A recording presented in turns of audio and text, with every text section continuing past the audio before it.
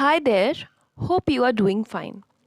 आज हम करेंगे elegy written in a country churchyard के स्टैंजाज 21 to 25। इससे पहले के वीडियोस में मैंने पहले के स्टैंजाज यानी स्टैंजाज 1 to 20 कवर करे हुए हैं। आप मेरे चैनल पर वो देख सकते हैं। So let's begin. स्टैंजा 21, सबसे पहले फर्स्ट टू लाइंस लेते हैं। Their name, their years, spelt by the unlettered muse, the place of fame and elegy supply।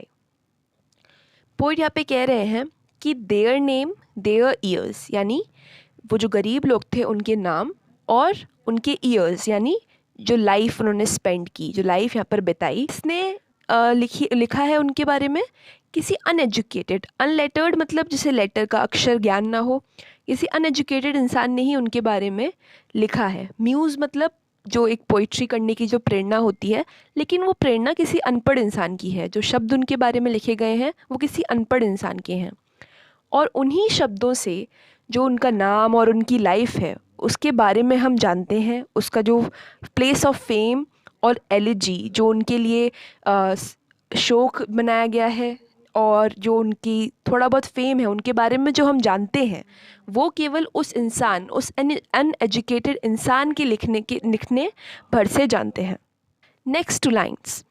And many a holy text around she strews that teach the rustic moralist to die. अब यहाँ पे जो Holi text है वो है the Holi Bible, यानी जो Christians की जो होली किताब होती है बाइबल, वो। स्ट्रीव्स मतलब बिखरे होना, रस्टिक मतलब जो गांव के लोग होते हैं और जो रिफाइंड, बहुत ज़्यादा पॉलिश्ड लोग नहीं होते हैं वो। मॉरलिस्ट यानी जो दिल के अच्छे हैं, यहाँ पर जो मॉरल्स की बात करते हो, नैतिकता की बात करते हो, अच्छी बातें करते हो, वो मॉरलिस्ट। तो पोइट इन दोनों लाइन्स में कह रहे हैं कि उनके जो ग्रेव्स हैं उनके आसपास जो बाइबल है उसकी भी लाइन्स इधर उधर लिखी हुई हैं, क्योंकि बाइबल ही इकलौती ऐसी किताब है जो कि उनके पास अवेलेबल होगी। क्योंकि आप चाहे जिस धर्म से हों, आपने देखा होगा कि किसी भी धर्म के लोग, चाहे वो पढ़े लिखे हों चाहे ना हो, कहीं ना कहीं वो अपने रिलीजियस किताब के बारे में ज़्यादा जानते हैं। तो जो होली बाइबल के कोट्स हैं उसमें से लाइन्स हैं वो उनके ग्रेव्स के इधर उधर लिखी हुई हैं, और वही उन्हें सिखाती हैं। क्या सिखाती हैं, क्या टीच करती हैं? किनको? रस्टिक मॉरलिस्ट, जो कि उतने मतलब हाई फाई नहीं हैं, और जो रूरल लोग हैं, जो कि गांव के लोग हैं, लेकिन वो दिल के बहुत अच्छे हैं। तो उनको बाइबल ही सिखाती है, बाइबल की लाइन्स ही सिखाती हैं कि कैसे मरें, यानी मरने का तरीका कैसा है, यानी जीना और मरना हमें कैसे चाहिए। Next stanza, that is stanza number 22। First two lines लेते हैं। For who to dumb forgetfulness a prey, displeasing anxious being ever resigned। In lines का मतलब हल्का सा टेढ़ा लग सकता है, पर ध्यान देने पर ही समझ आ जाएंगी। यहाँ पर पोइट कह रहे हैं कि जो लोग फॉरगेटफुलनेस यानी भूले जाने के शिकार होते हैं, यानी ये गरीब लोग जिनको पता है कि मरने के बाद उन्हें भुलाया जाएगा, उन्हें कोई याद नहीं रखेगा। और ज़्यादातर लोगों के संग इस धरती पर यही होता है, मरने के बाद कुछ दिनों बाद जो उनके रिश्तेदार होते हैं वो भी भूल जाते हैं, फिर कुछ सालों बाद रिश्तेदार भी नहीं रहते, तो वो हर किसी को हम भूल ही जाते हैं मरने के बाद।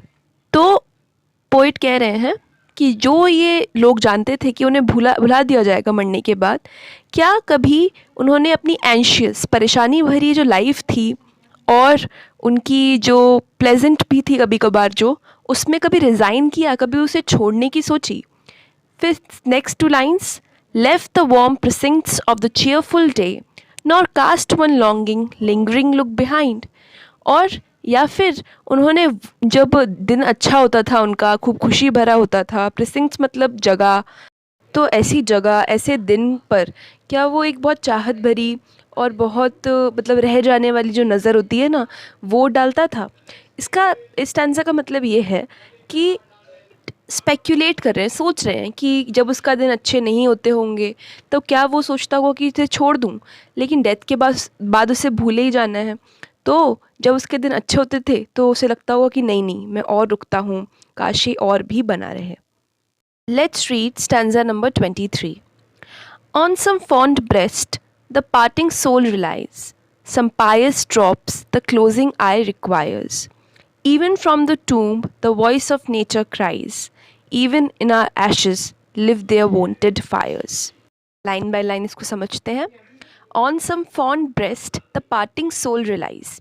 पार्टिंग सोल क्या, जो मरने वाला इंसान होता है वो किस पे रिलाय करता है, निर्भर करता है, किसी फॉन्ड ब्रेस्ट पे, मतलब किसी ऐसे इंसान का दिल, ब्रेस्ट मतलब सीना, सीने में दिल होता है, एक ऐसे इंसान का दिल जो उससे प्यार करता हो. किसी प्यार करने वाले के भरोसे ही तो हम सोचते हैं ना कि मरने से पहले कि शांति थोड़ी मिलती है. Some pious drops the closing eye requires. और जो आँखें हमेशा के लिए बंद होने वाली होती हैं उन्हें कुछ ऐसे टीयर्स, सच्चे टीयर्स जिनमें असल का सम्मान हो, असल का दुख हो, चाहिए होते हैं. ऐसे आंसू चाहिए होते हैं. Even from the tomb the voice of nature cries.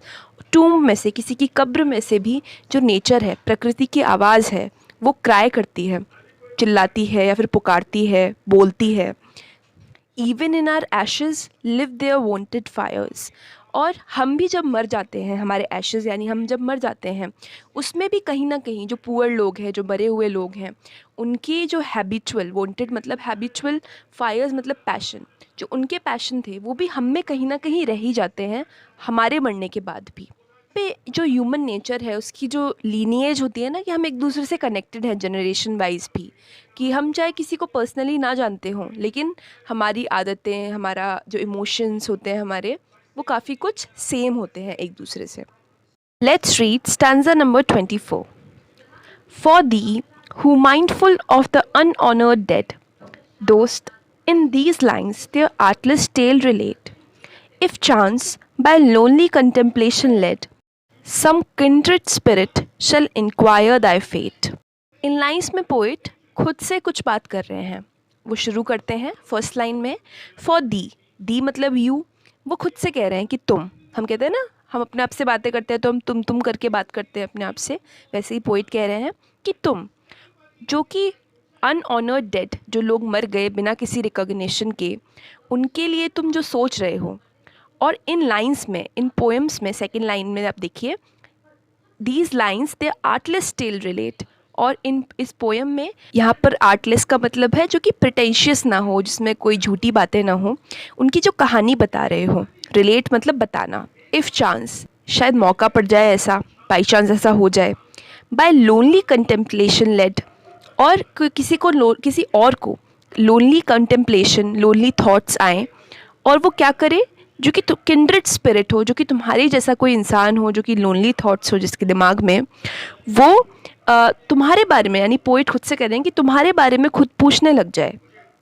तब अगले स्टैंजा को पढ़ के देखते हैं कि फिर क्या. Stanza number 25.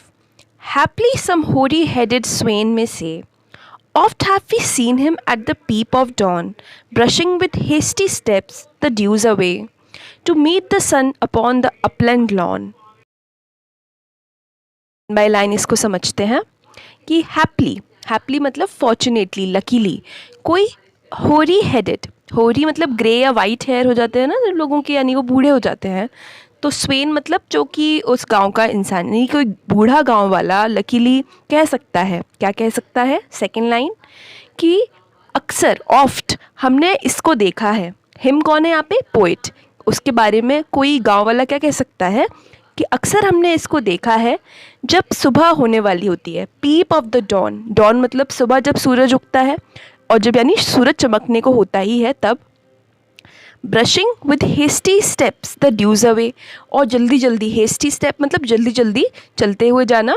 और जो ओस की बूंदें सुबह सुबह पड़ी होती हैं इधर उधर घास पे, तो उन्हें ऐसे ब्रश करते हुए हमने ऐसे जाते हुए देखा है ना. जब हम चलते हैं घास पे, गीली घास पे, तो ओस की बूंदें इधर से उधर हो जाती हैं. To meet the sun upon the upland lawn, और किस लिए जाता है? ताकि सन से मिल सके, सूरज से मिल सके, जो कि अपलैंड यानी थोड़ा जो उठा हुआ एरिया, हिल जैसा जो एरिया है, वहाँ पर सन से ये मिल सके. तो ये थे elegy written in a country churchyard by Thomas Gray के स्टैंजाज 21 to 25.